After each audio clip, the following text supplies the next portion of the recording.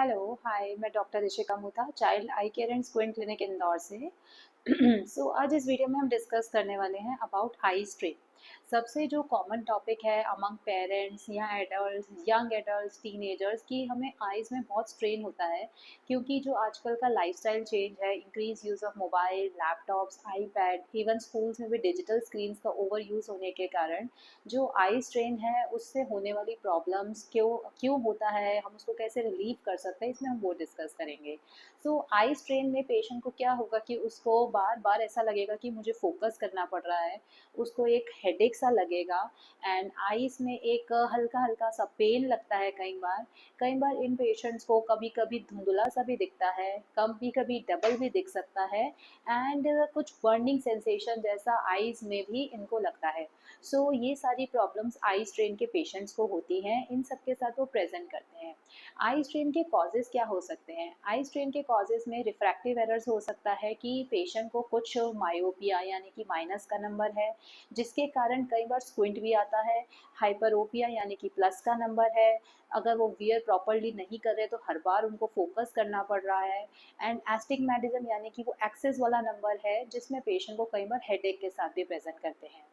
Eye strain patients को commonly squint के कारण भी होता है। कई पेशेंट जिनमें स्क्विंट बहुत ज़्यादा मैनिफेस्ट मतलब नहीं भी दिख रहा है, हल्का स्क्विंट भी है, उन पेशेंट्स को भी बार बार चीज़ को फोकस करने के लिए आईज की मसल पे जोर लगाना पड़ता है, जिससे उनको आई स्ट्रेन हेडेक होता है। अगर अनकरेक्टेड स्क्विंट है या उसका कुछ भी इलाज नहीं ले रहे हैं, धीरे धीरे स्क्विंट प्रोग्रेस कर रहा है, तो पेशेंट आई स्ट्रेन के साथ प्रेजेंट कर सकते हैं। कई बार पेशेंट जिनको कि स्क्विंट पहले से ही है, कोई उनका लॉन्ग टर्म स्क्विंट है वो अब बढ़ गया है, उनका आई स्ट्रेन इसके साथ इंक्रीज कर जाता है। फिर कई पेशेंट जिनको कि साइनस के हेडेक रहते हैं, उनको कोल्ड कफ की प्रॉब्लम है या लो शुगर्स लेते हैं, स्लीप टाइम कम होने के कारण, ओवर यूज़ ऑफ स्क्रीन्स के कारण, जस्ट बिफोर स्लीप अंधेरे में ओवर यूज़ ऑफ मोबाइल के कारण, इन सब चीज़ों के कारण भी आई स्ट्रेन इंक्रीज करता है। मोस्टली आजकल के लाइफस्टाइल में increase use of mobile specially at night and before sleeping बहुत कॉमन रीज़न है आई स्ट्रेन का। एंड जैसे कि जो आईटी प्रोफेशनल्स होते हैं जिनका पूरा दिन स्क्रीन पे ही वर्क रहता है, उनको भी आई स्ट्रेन रहता है। उनमें आई स्ट्रेन कॉमनली ड्राइनेस के कारण होता है, जिससे उनको आईज में एक भारीपन सा लगता है। अगर आई स्ट्रेन की प्रॉब्लम बच्चों में है या बड़ों में, तो उसके लिए आई चेकअप के लिए ज़रूर आएँ कि आईज़ की हमारी विजन कैसी है, कोई उसको चश्मे का नंबर तो नहीं आ रहा है, और अगर चश्मे का नंबर है माइनस का, प्लस का या एक्सिस पे, तो प्रॉपर चश्मा वियर करें। एंड अगर स्क्विंट का कोई इशू है तो स्क्विंट के मैनेजमेंट के ऑप्शन में हम उनको प्रॉपरली कुछ ग्लासेस देंगे। एंड अगर कुछ कन्वर्जेंस पुअर है, जैसे इंक्रीज यूज़ ऑफ स्क्रीन के कारण, जिससे उनको बार बार आइज़ को ऐसा लग रहा है कि बीच में लाना पड़ रहा है, या आइज़ ईज़ोट्रोपिया में है, तो उनको बार बार फोकस करने के लिए उनको आइज़ की मसल पे ज़्यादा स्ट्रेन लग रहा है, तो उसमें हम कई बार अलग अलग प्रकार की एक्सरसाइजेज देते हैं।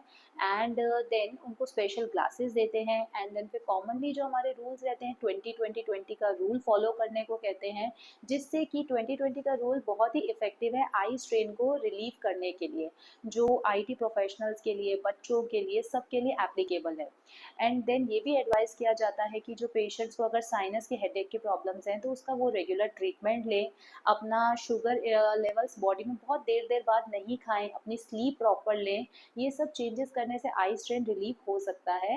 एंड कॉमनली जो IT professionals increase screen use होती हैं, तो आर्टिफिशियल टीयर ड्रॉप्स यूज़ करें, क्योंकि आर्टिफिशियल टीयर ड्रॉप्स यूज़ करने से आईज में बर्निंग सेंसेशन, ड्राइनेस ऐसा सब नहीं होता है, जिसके कारण भारीपन लगे। हम ये सब मेजर्स आई स्ट्रेन को रिमूव करने के लिए ले सकते हैं। एंड देन कई बार पेशेंट ग्लासेस वियर करना चाहते हैं, जो कि आजकल बहुत ही कॉमनली ट्रेंड में है, जैसे कि anti glare glasses, blue blocking glasses, बहुत अलग अलग प्रकार के ग्लासेस आते हैं।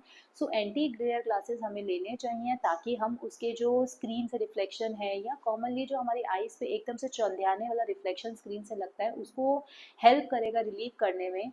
ब्लू ब्लॉकिंग ग्लासेस का कोई ऐसा बहुत ज़्यादा इफ़ेक्ट नहीं अभी तक देखा गया है, इस पे मिक्स्ड रिव्यूज़ आते हैं। बट आपको over use of blue blocking नहीं करना चाहिए, वो कई बार कलर डिसरप्शन भी कॉज़ कर देता है। कम देर के लिए हम ब्लू ब्लॉकिंग ग्लासेस यूज़ कर सकते हैं। Ultra violet rays blocking glasses जिनका बहुत ज़्यादा आउटडोर वर्क रहता है, उनको ज़रूर यूज़ करना चाहिए ताकि सन से जो हार्मफुल रेज़ आ रही हैं, उससे प्रोटेक्शन दे सकें।